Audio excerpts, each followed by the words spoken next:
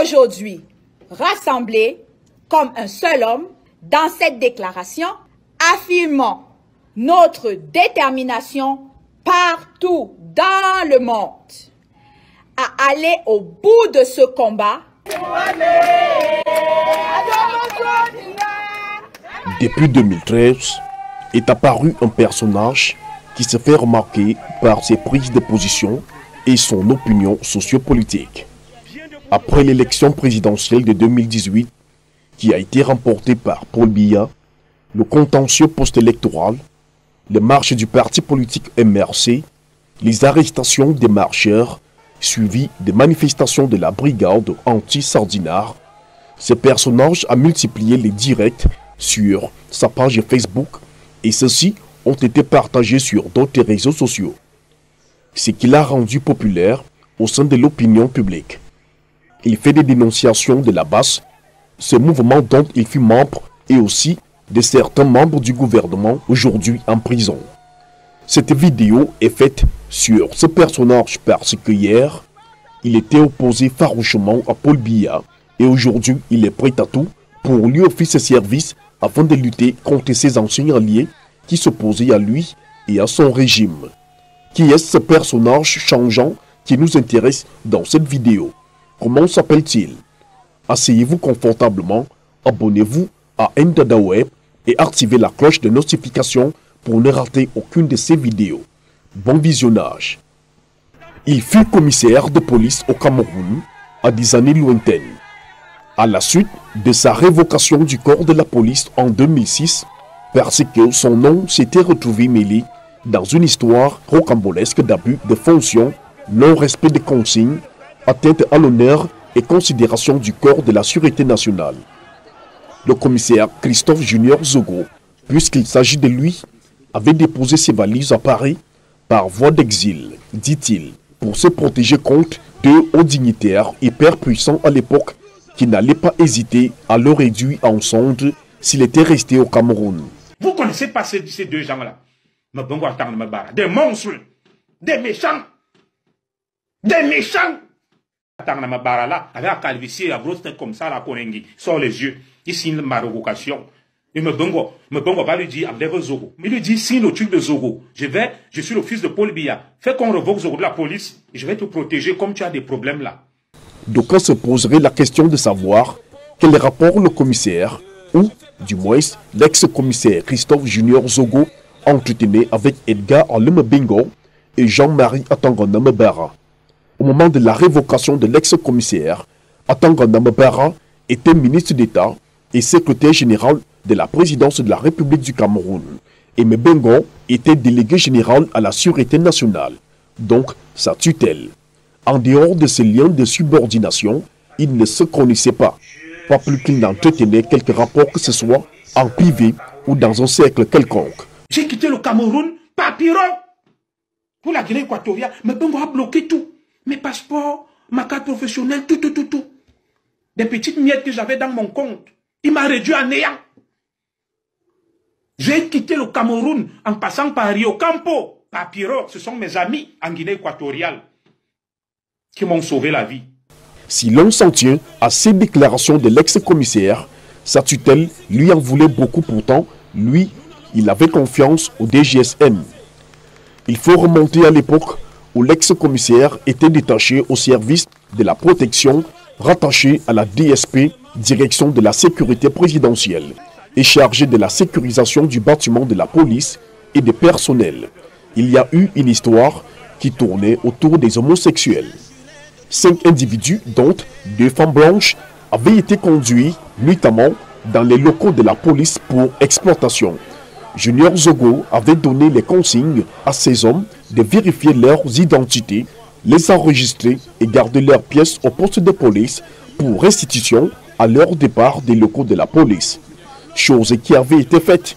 Après restitution des pièces aux 5 interpellés, un petit débrief par son collègue lui a été fait, puisque c'est son bureau qui avait été utilisé. Il lui avait parlé de 29 bandes contenant des reportages et d'images sur les réseaux homosexuels au Cameroun et une caméra saisie. Dans la foulée, Il lui avait révélé qu'il y avait un témoignage d'un feu divisionnaire et d'autres pontes du régime qui parlaient à visage découvert de leur homosexualité et de la persécution de ce groupe social au Cameroun. D'ailleurs, les deux dames blanches présentes et interpellées dans le cadre de cette enquête ont reconnu avoir fait des reportages et recueilli des témoignages des homosexuels dans divers milieux sociaux. Elle suppliait carrément le collègue de Junior Zogo de leur restituer ces bandes, peu importe le prix à payer. Ce collègue, aussi commissaire, avait avoué à l'ex-commissaire qu'il ne leur rendra les bandes tant qu'il n'aura pas eu l'accord de son supérieur hiérarchique. Il a mis les bandes et la caméra dans son véhicule 4x4 de couleur verte et a quitté les lieux de la police en même temps que les 5 interpellés. C'est le lendemain que les ennuis de Junior Zogo avaient commencé. Convocation, garde à vue, suspension de 3 mois, campagne de dénigrement dans les médias, affectation disciplinaire à Bamenda et révocation des cadres de la police en septembre 2006, même hors du Cameroun. À l'époque, mon camarade Rouliano Ndonkoum, commissaire, secrétaire d'État et directeur secrétaire présidentiel d'Obiangema, a voulu me faire intégrer la garde rapprochée d'Obiangema. Me bongo envoyé à Tangnamabara. Il était déjà ministre des Affaires étrangères en Guinée équatoriale. Il lui dit, si tu gardes Zogo là-bas, le Cameroun déclenche la guerre. Et cette guerre, c'est plutôt lui, Junior Zogo, qui va l'entretenir dans son esprit contre son pays, le Cameroun, parce que révolté et frustré. Sa colère et sa haine sont remontées vis-à-vis de son pays et ses institutions. Pour ceux qui pensent que la vie, non, la vie n'est pas simple. Et dans la vie, on n'est jamais arrivé. Celui qui pense là que, oh, j'ai fait du mal à Junior Zogo, je l'ai envoyé en exil, je l'ai enlevé comme commissaire, ils seront surpris peut-être demain. Qui sait? Pour la surprise, tout le monde avait été surpris en voyant en Mondovision, à travers les médias en 2013, la virulence de Junior Zogo agressant le chef de l'État Paul Biya verbalement à l'hôtel Maurice lors d'un sommet France-Afrique sur la sécurité.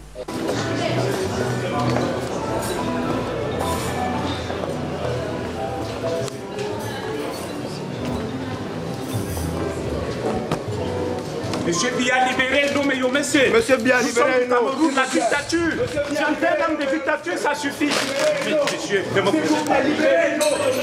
Les Camerounais sont... Monsieur Biya, monsieur Biya, libérez le peuple camerounais. Vous avez pris le peuple camerounais.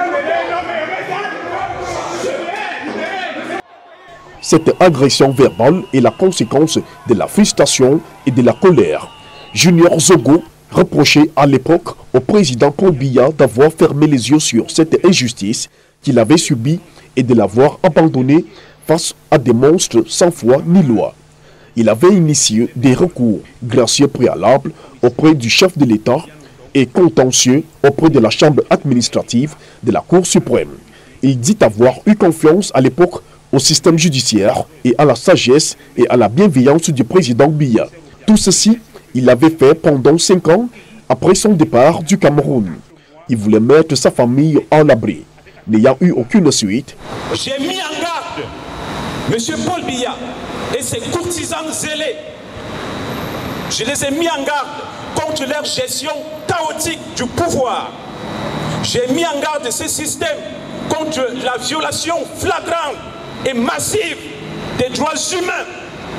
J'ai mis en garde les zélés pourfendeurs de ce système contre les nombreux abus.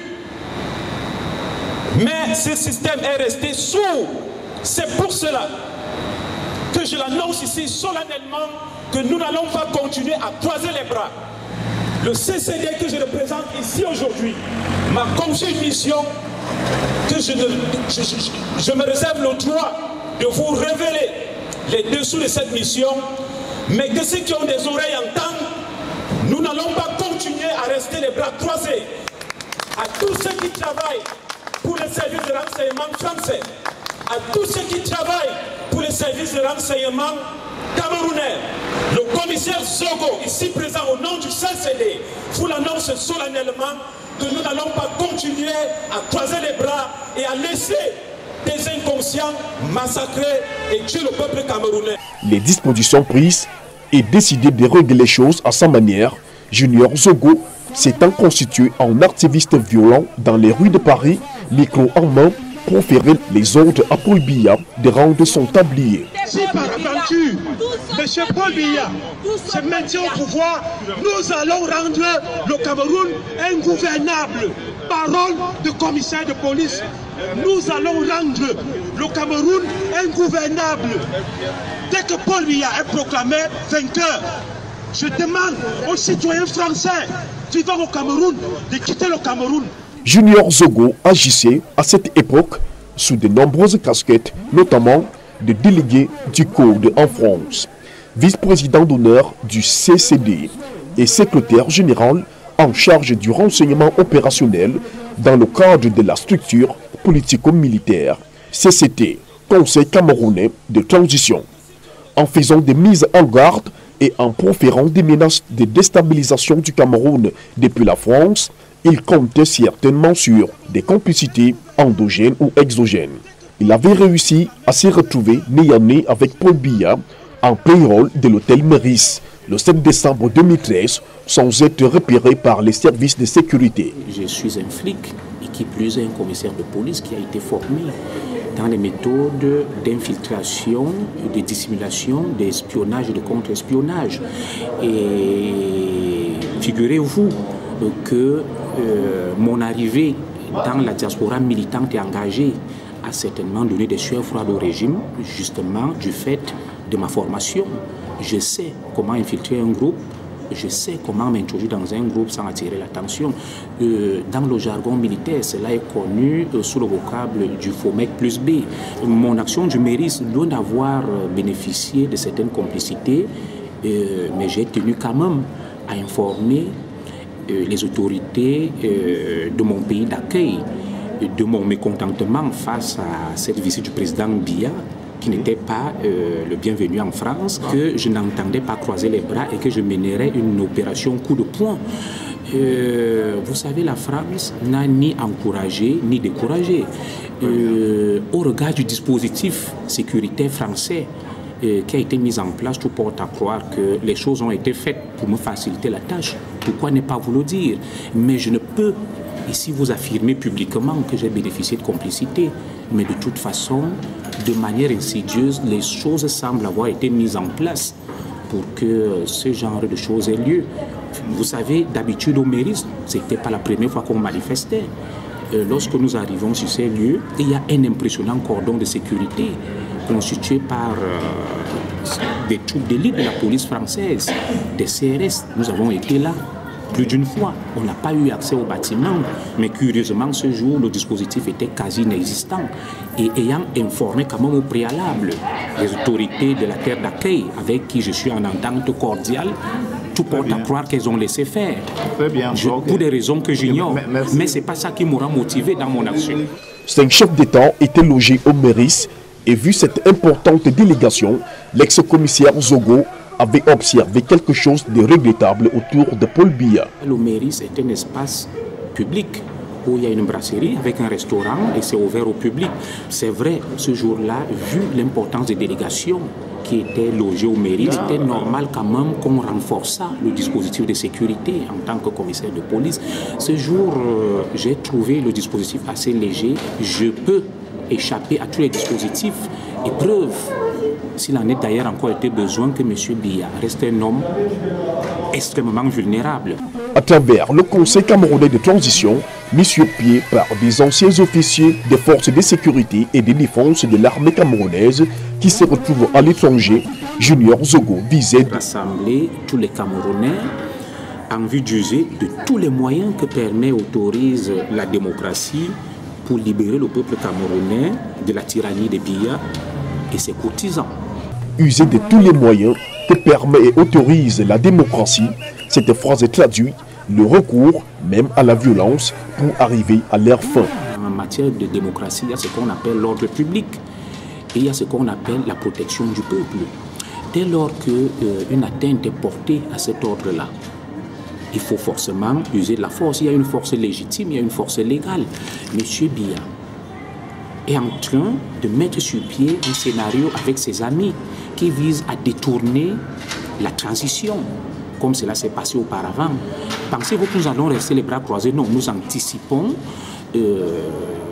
sur ça, et puis pour empêcher à ces oiseaux de mauvais augure, ou tout au moins ces apprentis sorciers qui veulent jouer un rôle trouble dans la succession qui s'annonce pour pouvoir la détourner, de constituer un rapport de force afin de pouvoir protéger le peuple et de garantir une succession légale et dans les normes. Donc nous nous tenons prêts, nous n'allons pas passer à l'offensive, mais nous affûtons nos armes pour pouvoir être prêts le moment venu, afin que nous ne soyons pas des spectateurs face aux velléités que nous observons de part et d'autre, notamment d'Edgar Alain Mbengo, qui, selon toute vraisemblance, a été destiné pour prendre le pouvoir. En vue d'attirer l'attention de l'opinion publique sur la bonne gouvernance et la démocratie au Cameroun via une campagne dite de boycott des artistes ayant soutenu le président Paul Biya lors de la campagne de l'élection présidentielle de 2018, Junior Zogo avait contribué à mettre sur pied et à construire la brigade anti-sardinard, en abrégé BAS. Le mouvement se voulait ponctuel, temporel, limité dans le temps et pacifique. Il était question de mener quelques actions, coups d'éclat sans violence. Avec ce mouvement, l'ex-commissaire avait organisé quelques manifestations et après s'y était désolidarisé. Les raisons? Une réunion a eu lieu le mardi 20 novembre, une réunion de crise et d'urgence où j'ai convoqué tout le staff de la brigade anti-sardinat parce que nous étions au bord de l'implosion. Au cours de cette réunion, le groupe a décidé de me confier un certain nombre de responsabilités, notamment d'assumer la coordination avec 2 autres camarades de la brigade anti-sardinat et le groupe m'a désigné comme porte-parole de la brigade anti-sardinat. Nous avons pris des engagements que la BAS ne sera et ne pourra jamais être contrôlée par une association de la société civile, notamment le CCD, le Code, le MRC ou le CCT de mon frère Patrice Nouma avec Njana Semi. Si des gens ont des intérêts, on peut avoir aussi des intérêts en politique, hein, on peut avoir des projets. Vous n'allez pas nous tuer par rapport à ça. Ils ont ferraillé dur. Ils ont rendu l'atmosphère détestable. Et j'ai des audios du secrétaire général du CCD, le Belge, qui me dit, nous avons mis beaucoup d'argent. La BAS ne doit être que le bras armé du CCD. Une chasse à l'homme a été lancée contre moi parce que j'essaie d'être neutre, j'essaie d'être objectif. Au sein de cette fameuse brigade anti-sardinat règne une atmosphère, une ambiance détestable, une atmosphère délétère où ma sécurité n'est plus assurée. J'ai donc décidé aujourd'hui de démissionner et que cela plaise ou non à certains de mes camarades qui m'ont fait confiance, je m'en excuse auprès d'eux. J'ai fait chemin avec ce monsieur et quand vous écoutiez son discours était rempli de haine vis-à-vis de Biya. Aujourd'hui, comme on sait retourner la veste, mais c'est un monsieur qui a toujours été dans la logique du Ponce Pilatiste. On se rappelle très bien la dernière date à Lyon, lorsqu'on doit se déplacer pour aller empêcher Katino de chanter. Ce monsieur a pondu dans nos forums dont nous étions. Il laisse croire à tout le monde que les sardinats sont armés de boudins et de machettes et ont corrompu la police lyonnaise pour que nous, on puisse nous attraper. Et vous savez que ce jour, les Camerounais étaient mobilisés pour en découdre avec Katino.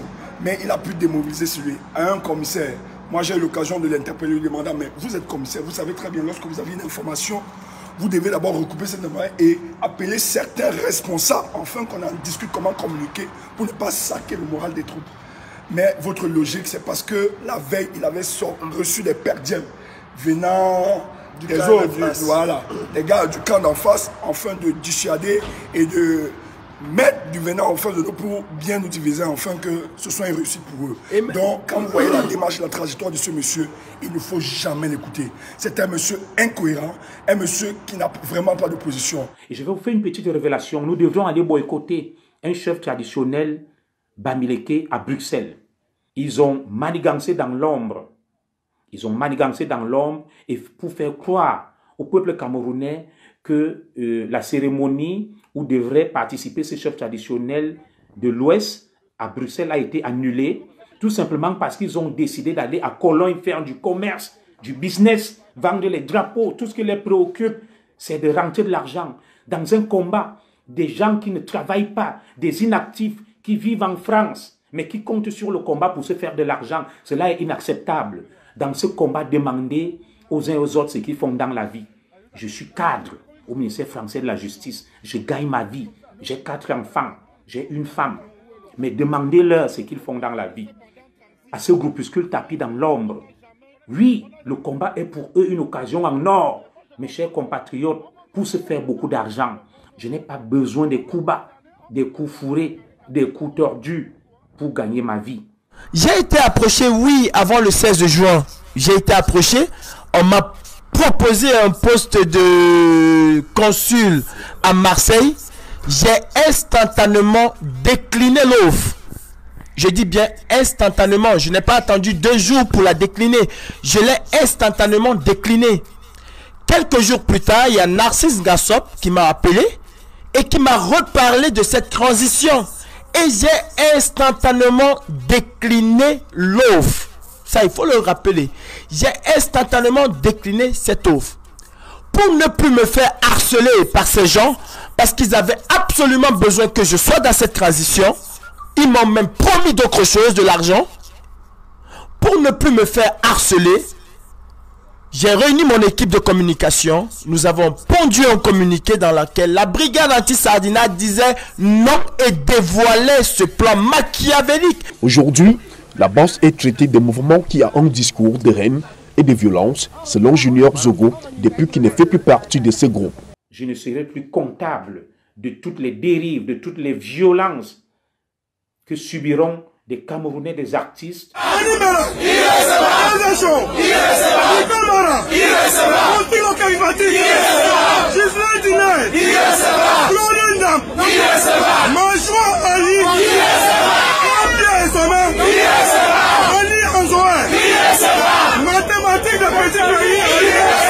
Du fait de l'aigreur, de la méchanceté de certains abrutis de la brigade anti-Sardina qui ont à peine le niveau CEPE, mais qui croient concevoir des stratégies, qui croient diriger des hommes.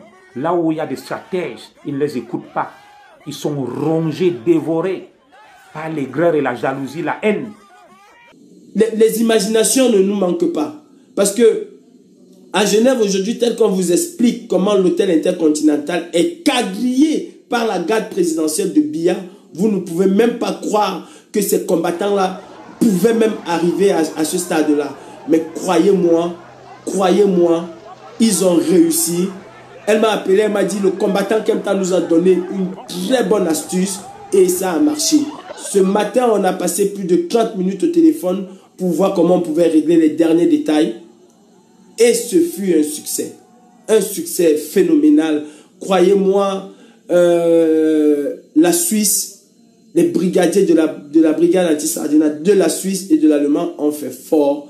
Et pour ça, il faut les tirer le tout de chapeau. Il ne sait pas que les conversations sur WhatsApp, il y a des logiciels, des algorithmes qui permettent à des services secrets de les capter et de mettre ça à la disposition du Cameroun. Et il dit qu'il est ingénieur. Est-ce qu'on parle des histoires des armes au téléphone? Est-ce qu'on parle de la guerre au téléphone? Junior Zogo et la bosse étaient devenus chacun ennemi de l'autre à cause de nombreuses mésententes. La cohabitation étant devenue impossible, la brigade anti-Sardina s'était sentie l'obligation de prononcer le divorce par une lettre. Déclaration sur la radiation de Christophe Junior Zogo du Code pour haute trahison.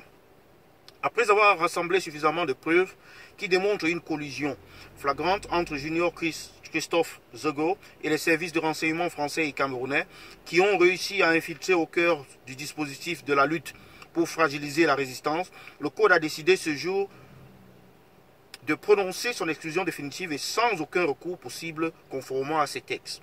Junior Zogo, pour étayer sa position, convoque les expériences de certains chefs révolutionnaires qui ont été emprisonnés à cause des exactions commises par ce qu'induit en erreur par les membres de leur troupe. Je vais vous parler de Jean-Pierre Bemba, qui s'est retrouvé en prison à la Cour pénale, vous savez ce qu'il a fait? Il a commis des exactions en Centrafrique parce qu'il y avait des abrutis dans les rangs de la révolution qui ont violé les femmes, qui volaient. Il y a un droit de la guerre. Dans une guerre, on ne viole pas les femmes, on ne vole pas. C'est l'éthique, c'est l'exemplarité, le bon exemple.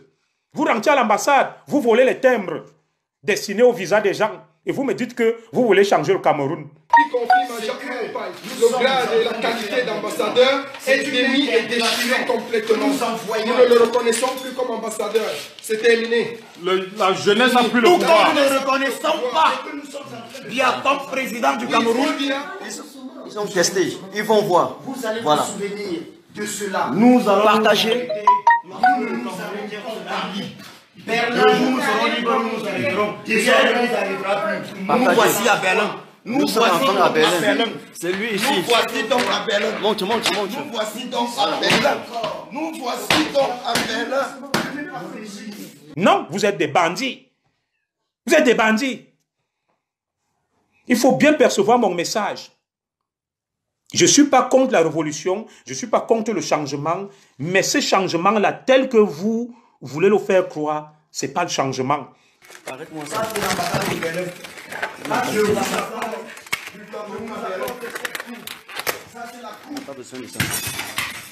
On n'a pas besoin de ça. Voilà. Laissez tout ça au sol. Des histoires. Il y a quoi là-bas dedans? Il y a quoi? N'importe quoi. Ça, c'est la coupe de la liberté.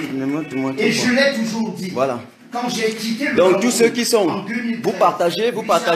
Quelle révolution? Dans une révolution, il y a une éthique, il y a des règles. Ce n'est pas l'anarchie, ce n'est pas le non-droit. Calmez-vous, écoutez des gens comme nous. On va casser ça. On va casser ça. Ça nous sert pas. Attache ça.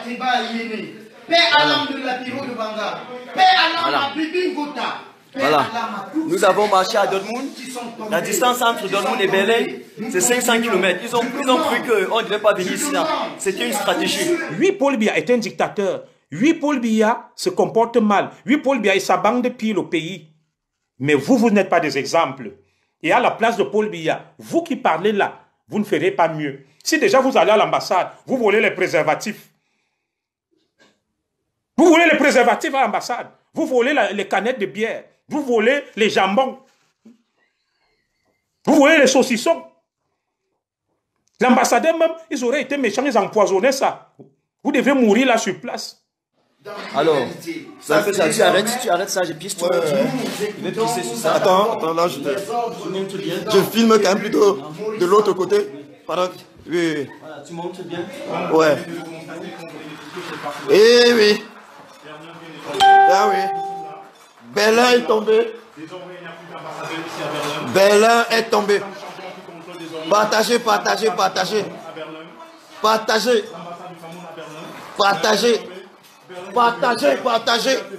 C'est fini.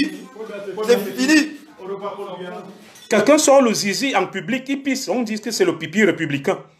Il y a même les enfants qui regardent ces vidéos, outrage à la pudeur. Il est ovationné. On dit qu'il est très fort, il est très grand, le pipi républicain. Il faut vraiment être un abruti. Ça n'a rien à voir avec la révolution. Ça, c'est la haine, la sauvagerie, la barbarie, les gars.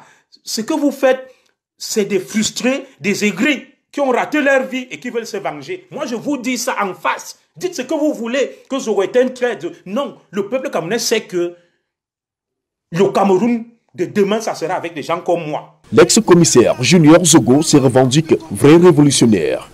Mais face aux troubles de la Basse, à l'hôtel intercontinental de Genève, en Suisse, pendant le séjour du couple Paul et Chantal Biya, il a décidé de s'y repentir, s'inspirant de la Chine.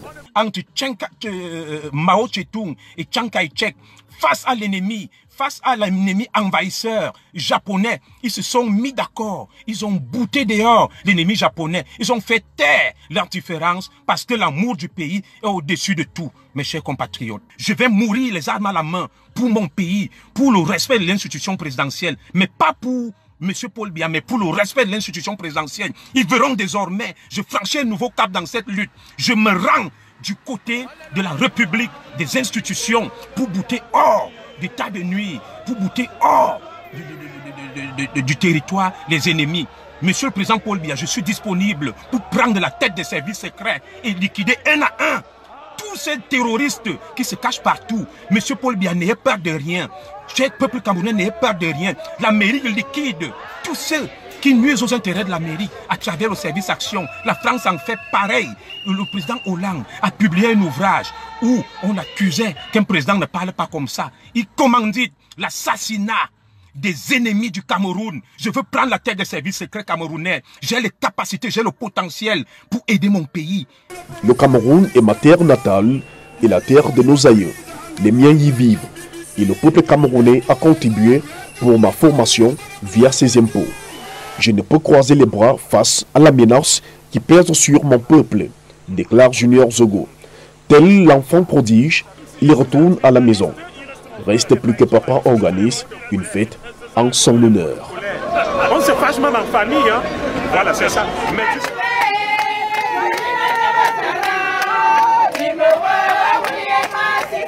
Mais